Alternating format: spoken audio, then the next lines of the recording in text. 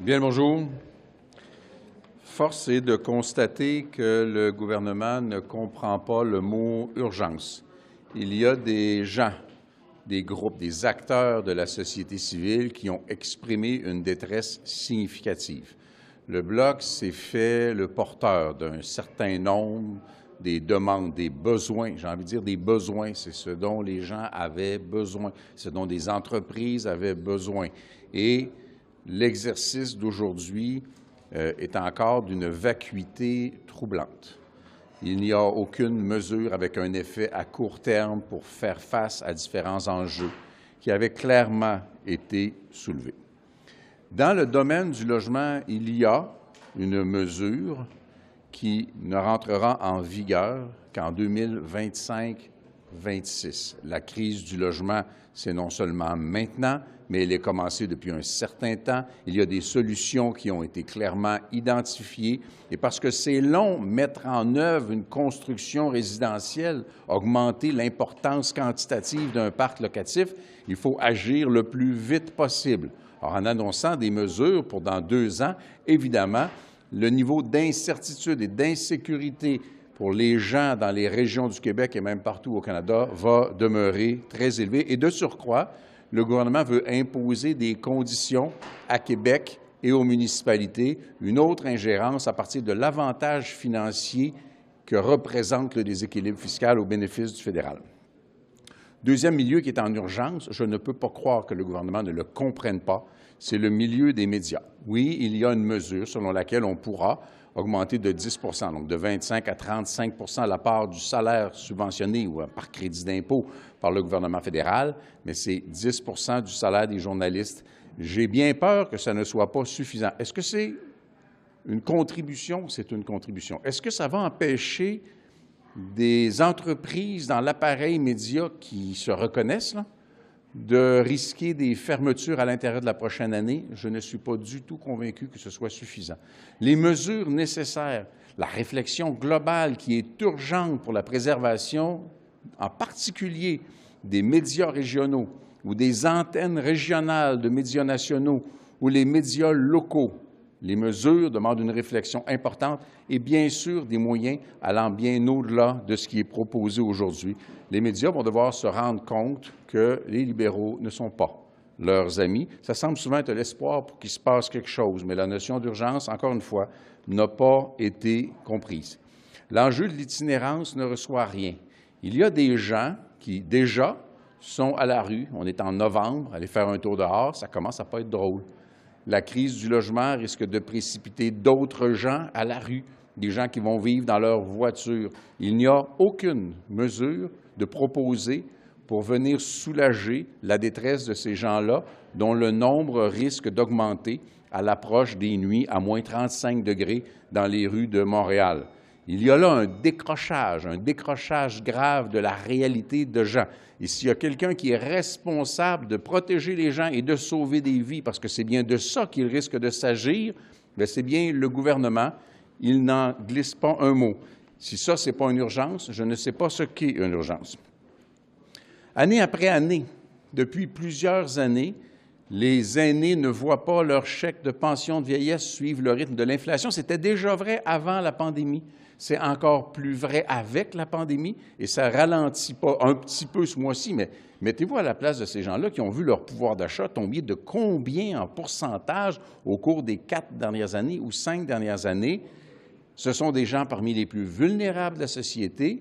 Il n'y a rien, zit, nada pour les aînés dans la mise à jour économique d'aujourd'hui. Encore une fois, il y a urgence. Le gouvernement ne fait rien.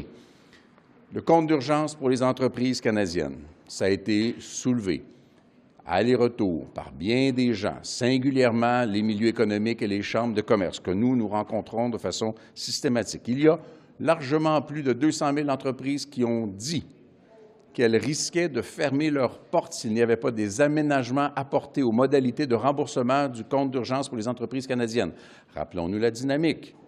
le gouvernement a mis en place, en collaboration avec tout le monde à l'époque de la pandémie, un programme d'urgence pour offrir 60 000 $ aux entreprises, dont 40 000 $ allaient devoir être remboursés, et s'ils étaient remboursés, le 20 000 $ n'allait pas devoir être remboursé.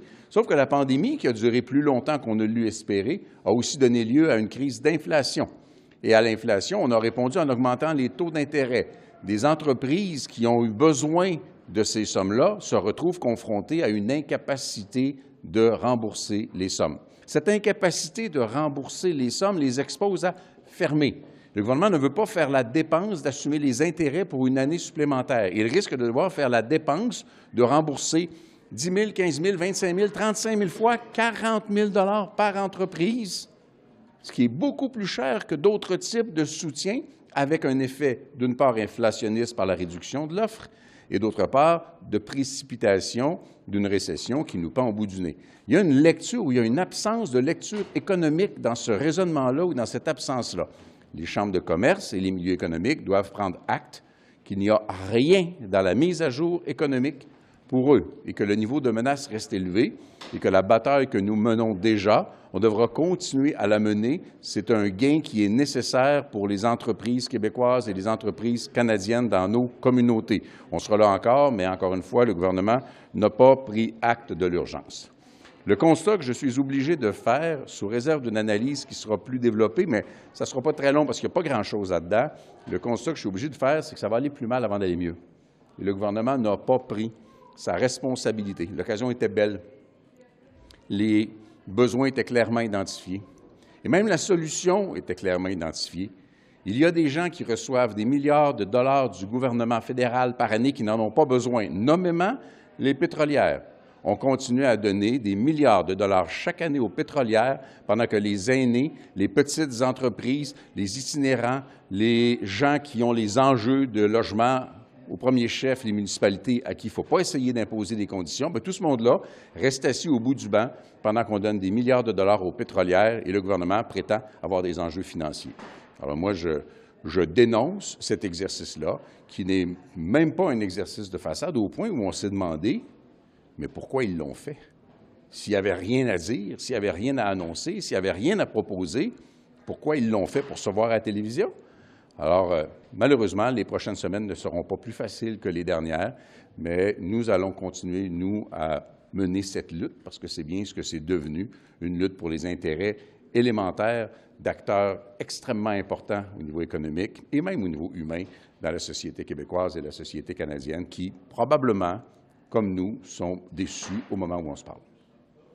Le gouvernement a quand même trouvé le moyen d'ajouter des 13 milliards en nouvelles dépenses sur 6 ans. Les déficits qui vont être plus élevés que prévu dans les prochaines années. Et il y a aussi le coût de la dette qui, dans 3 ans, en tout cas, devrait atteindre, ce qu'on comprend dans les chiffres, autour de 50 milliards. C'est pratiquement autant que ce qu'on verse en transfert en santé. Est-ce que c'est acceptable, selon vous? Le gouvernement fédéral a l'obligation élémentaire, comme vous ou moi à la maison, là, de se faire un plan de retour à l'équilibre budgétaire. Il ne le fait pas. La seule bonne nouvelle, qui n'en est pas une, c'est que cet énoncé-là, aujourd'hui, ne creusera pas beaucoup le déficit parce qu'il ne sort pas d'argent. Mais je réitère la solution et j'invite les gens à réfléchir à cette solution-là et à s'exprimer sur cette solution-là. Le chiffre le plus précis qu'on a, c'est que les subventions fédérales aux pétrolières devraient être de l'ordre de 83 000 $ entre maintenant et 2035. On fait un calcul rapide. On parle de l'ordre de 7 milliards de dollars par année. Bien, 7 milliards de dollars par année donnés à des entreprises pétrolières qui n'en ont pas besoin et qui creusent un déficit écologique important parce qu'il faudra gérer les effets des changements climatiques. Et ça coûte cher, les effets des changements climatiques. Mais je dis, allez chercher ces 7 milliards de dollars-là, vous pourrez aider les entreprises, les aînés, soulager un morceau de la crise du logement. Il y a beaucoup de choses qu'on peut faire avec ces sommes-là. Série de choses que vous auriez aimé voir, mais en priorité, là, si vous avez à en choisir une, qu'est-ce qui manque là, dans l'énoncé d'aujourd'hui en priorité? C'est toujours difficile de tirer à la courte paille pour savoir quel enfant sera mangé. Mais on a des sensibilités qui reviennent régulièrement. J'imagine la détresse des aînés qui, avec l'augmentation du coût du panier d'épicerie, voient que rien n'est fait pour les soulager. Mais pour ce qui est de la protection du tissu économique, donc, la responsabilité du gouvernement de ne pas compromettre ses revenus futurs en laissant fermer des dizaines de milliers d'entreprises, le compte d'urgence pour les entreprises canadiennes aurait été quelque chose d'intelligent à faire et quelque chose de à peu près coût nul et peut-être même payant à long terme pour le gouvernement. Qu'est-ce que ça vous dit pour les... vous avez parlé des prochaines semaines, puis comme quoi ce ne sera pas plus facile. Pour l'ambiance en Chambre, est-ce que vous croyez qu'on devrait voir peut-être certains députés s'impatienter davantage parce qu'ils n'ont pas obtenu ce qu'ils souhaitaient dans cet énoncé? Impatienter et ambiance dans la même phrase, c'est inquiétant lorsqu'on a l'opposition officielle qu'on a, là. Et ça chahute déjà passablement en Chambre. Moi, je pense qu'on a tous le devoir d'avoir un niveau de contenu, d'intervention et d'explication de ce qu'on propose, qui se fait dans la décence et dans la politesse, pour que les gens qui écoutent le bulletin de nouvelles ou les travaux de la Chambre comprennent ce qui se passe et respectent ce qui se passe dans un Parlement, parce que c'est censé être un lieu d'une certaine dignité. Donc, quand ça brasse ou quand il y a des gestes d'impatience maladroits ou malpolis, ça, je ne peux pas cautionner ça. Mais qu'on soit insistant dans notre message pour que le gouvernement comprenne que le prix politique à payer pour ne pas rencontrer les demandes des milieux économiques ou des aînés ou des municipalités, le prix politique risque d'être important. Alors, ils devront peut-être se mettre à l'écoute. D'ailleurs, il y a des choses qu'on a demandé qui auraient pu se produire si le NPD avait mis son poing sur la table et exigé. Alors, forcément, on doit constater que l'abandon que les libéraux font d'enjeux extrêmement importants, c'est l'abandon que le NPD fait également des mêmes enjeux. Merci beaucoup.